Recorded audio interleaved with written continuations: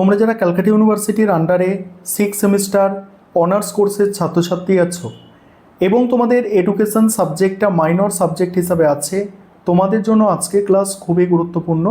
আজকের ক্লাসে তোমাদের MN4 পেপার অর্থাৎ এডুকেশনাল অর্গানাইজেশন অ্যান্ড প্ল্যানিং এই পেপারের কিছু গুরুত্বপূর্ণ 2 নম্বরের প্রশ্ন উত্তর অর্থাৎ এসিকিউ প্রশ্ন উত্তর নিয়ে আলোচনা করব। প্রত্যেকটা প্রশ্ন মোস্ট ইম্পর্ট্যান্ট। প্রথম প্রশ্ন আছে কর্মশালার সংজ্ঞা বা কর্মশালার অর্থ। কর্মশালা হলো এমন একটি শিক্ষামূলক বা ব্যবহারিক অধিবেশন যেখানে নির্দিষ্ট কোনো বিষয় বা সমস্যার উপর ভিত্তি করে অংশগ্রহণকারীরা আলোচনা, অভিজ্ঞতা বিনিময় এবং হাতে কলমে অনুশীলনের মাধ্যমে নতুন জ্ঞান ও দক্ষতা অর্জন করে থাকেন। পরের প্রশ্ন কি আছে, স্কুল প্ল্যান্ট কি? স্কুল প্ল্যান্ট বলতে বিদ্যালয়ের ভৌত পরিকাঠামোকে বোঝায়। এর মধ্যে পড়ে বিদ্যালয়ের জমি, শ্রেণীকক্ষ, গ্রন্থাগার, পরীক্ষাগার, খেলার মাঠ, সমস্ত কিছু আর কি, ঠিক আছে।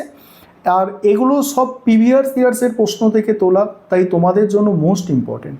তারপরের প্রশ্ন প্রাতিষ্ঠানিক চিকিৎসা পরিষেবার যে কোনো দুটি বৈশিষ্ট্য।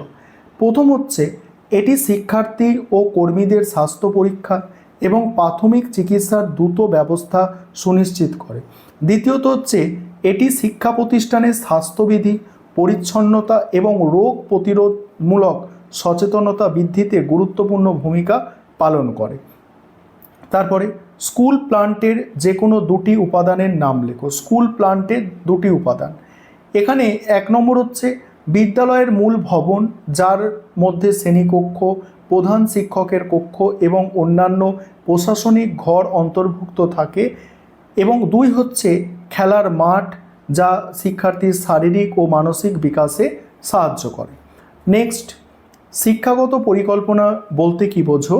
শিক্ষাগত পরিকল্পনা হলো এমন একটি সুশৃঙ্খল ও ধারাবাহিক প্রক্রিয়া যার মাধ্যমে শিক্ষার পূর্ব নির্ধারিত লক্ষ্য উদ্দেশ্য পূরণের জন্য উপলব্ধ সম্বন্ধে সর্বোত্তম ব্যবহার নিশ্চিত করা হয় এবং ভবিষ্যতে শিক্ষা ব্যবস্থার উন্নয়ন ও প্রসারের সঠিক রূপরেখা তৈরি করা হয়।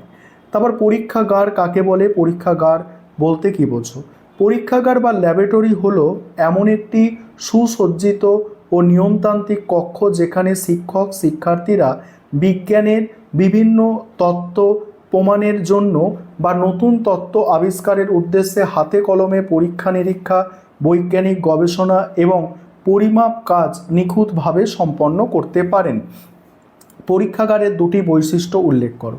প্রথম হচ্ছে এটি বিভিন্ন বৈজ্ঞানিক যন্ত্রপাতি, রাসায়নিক দ্রব্য এবং পরীক্ষার প্রয়োজনীয় সরঞ্জামের সম্পূর্ণভাবে সজ্জিত থাকে। 2 হচ্ছে এখানে শিক্ষার্থীদের নিরাপত্তার জন্য বিশেষ সুরক্ষা ব্যবস্থা যেমন অগ্নি নির্বাপক যন্ত্র এবং পর্যাপ্ত বায়ু চলাচলের সুবন্দোবস্ত থাকে।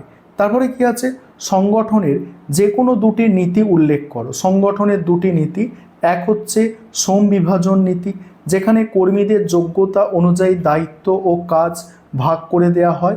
2 হচ্ছে সমন্বয় সাধনের নীতি যা প্রতিষ্ঠানের বিভিন্ন বিভাগ ও কর্মীদের কাজের মধ্যে ভারসাম্য ও ঐক্য বজায় রাখা। তারপর হচ্ছে পরিকল্পনার সংজ্ঞা দাও। পরিকল্পনার সংজ্ঞা, অ্যান্সারটা দেখো। পরিকল্পনা হলো ভবিষ্যৎ কর্মসূচির একটি পূর্ব নির্ধারিত রূপরেখা। নির্দিষ্ট লক্ষ্য অর্জনের জন্য কি করতে হবে, কখন করতে হবে, কিভাবে করতে হবে এবং কেন করতে হবে তা আগে থেকে চিন্তাভাবনা করে বৈজ্ঞানিক উপায়ে সুসংগঠিতভাবে স্থির করার প্রক্রিয়াই হলো পরিকল্পনা। তারপর সময় তালিকা কাকে বলে? সময় তালিকা বা রুটিন হলো বিদ্যালয়ের একটি দৈনন্দিন নির্দেশিকা যেখানে বিদ্যালয়ের কাজ শুরু ও শেষের সময়, বিভিন্ন বিষয়ের জন্য বরাদ্দ সময়, শিক্ষক ও শিক্ষিকাদের দায়িত্ব, শ্রেণীকক্ষ অনুযায়ী পঠন পাঠনের বিস্তারিত বিবরণ লিখিত আকারে সুশৃঙ্খলভাবে উপস্থাপন করা থাকে। তারপরে সংগঠনের দুটি কাজ। প্রথম হচ্ছে প্রতিষ্ঠানের নির্দিষ্ট লক্ষ্যগুলো সঠিকভাবে চিহ্নিত করে সেই অনুযায়ী পরিকল্পনা প্রণয়ন করা। দ্বিতীয় হচ্ছে উপলব্ধ মানব সম্পদ এবং ব্যক্তিগত সম্পদের মধ্যে সঠিক সমন্বয় সাধন করে নির্দিষ্ট কাজগুলো সুষ্ঠুভাবে সম্পাদনের জন্য দায়িত্ব বন্টন করা। তারপর প্রাতিষ্ঠানিক প্ল্যান কাকে বলে? প্রাতিষ্ঠানিক প্ল্যান বলতে কোনো শিক্ষা প্রতিষ্ঠান পরিচালনার জন্য প্রয়োজনীয় সমগ্র ভৌত পরিবেশকে বোঝায়।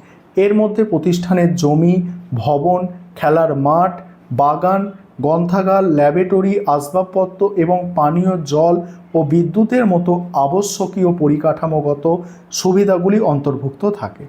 তারপরে বিদ্যালয় গ্রন্থাগারের দুটি উপকারিতা। 1 নম্বর হচ্ছে এটি পাঠ্য বইয়ের পাশাপাশি বিভিন্ন রেফারেন্স বই ও পত্র পত্রিকা পড়ার সুযোগ দিয়ে শিক্ষার্থীদের জ্ঞান ভাণ্ডারকে সমৃদ্ধ করে। 2 হচ্ছে এটি শিক্ষার্থীদের মধ্যে স্বাধীনভাবে তথ্য খোঁজার মানসিকতা ও নিয়মিত বই পড়ার সুস্থ অভ্যাস গড়ে তোলে। তারপরে শিক্ষাদান কার্যের একটি সময় তালিকা বলছে, একটি সময় তালিকা কতটা সহায়ক। দেখো, শিক্ষাদান কার্যের সময় তালিকা অত্যন্ত সহায়ক, কারণ এটি প্রতিটি বিষয়ের জন্য নির্দিষ্ট সময় বরাদ্দ করে পাঠদান প্রক্রিয়া সুশৃঙ্খল ও ধারাবাহিকতা বজায় রাখে। এর ফলে সময়ের অপচয় রোধ হয় এবং শিক্ষক ও শিক্ষার্থীরা পূর্ব পরিকল্পনা অনুযায়ী সিলেবাসের সঠিক সময়ে শেষ করতে পারে। তারপর প্রাতিষ্ঠানিক স্বাস্থ্য পরিষেবার দুটি প্রয়োজনীয়তা লেখো। প্রাতিষ্ঠানিক স্বাস্থ্য পরিষেবার দুটি প্রয়োজনীয়তা হলো, 1, আকস্মিক দুর্ঘটনা বা অসুস্থতায় দ্রুত প্রাথমিক চিকিৎসার ব্যবস্থা করে বড় বিপদ এড়ানো।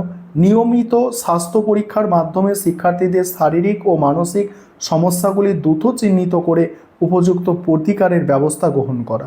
পরের প্রশ্ন, বিদ্যালয় পরীক্ষাগারের দুটি প্রয়োজনীয়তা লেখো। 1 নম্বর, এটি শিক্ষার্থীদের তাত্ত্বিক জ্ঞানকে হাতে কলমে পরীক্ষার মাধ্যমে বাস্তবে প্রয়োগ করতে সাহায্য করে, ফলে বিষয়বস্তু সহজ বোধগম্য হয়।